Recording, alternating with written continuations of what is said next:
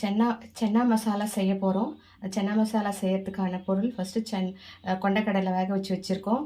Next வந்துட்டு பச்சை மிளகாய், வெங்காயம், தக்காளி, இஞ்சி பூண்டு விழுது, இது தேங்காய், வெங்காயம், தக்காளி, இது மூணுத்தையும் வதக்கிக்கணும். இது மூணுத்தையும் வதக்கிக்கிட்டு அதுக்கப்புறமா செய்யணும். வாங்க வீடியோக்குள்ளே போகலாம்.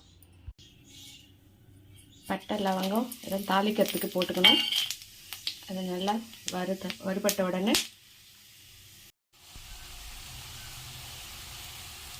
பச்சை மிளகாய் போட்டுக்கோங்க. தக்காளி,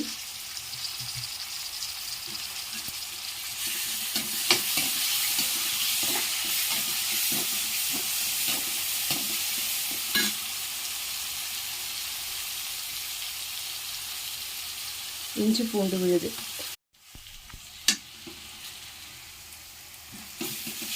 வெங்காயம், தக்காளி நல்லா வதங்கிடுச்சு. நல்லா எண்ணெய் பிரிஞ்சு வந்துடுது. இப்போ நம்ம மசாலா போட்டுக்கலாம். மசாலா வந்துட்டு கொஞ்சம் கரம் மசாலா, நெக்ஸ்ட் வந்து மிளகாத்தூள், அவ்வளோதான். மிளகாத்தூள், மஞ்சத்தூள் கலந்து விடுங்க. நல்லா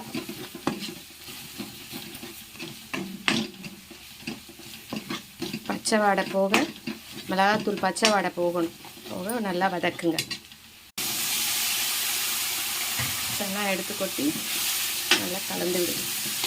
அந்த தண்ணியை எடுத்து ஊற்றிக்கோங்க. ஊற்றியாச்சு. தேவையான உப்பு போட்டுக்கோங்க. ஊற்றிக்கலாம். ஊற்றிட்டு நல்லா கலரி விடுங்க.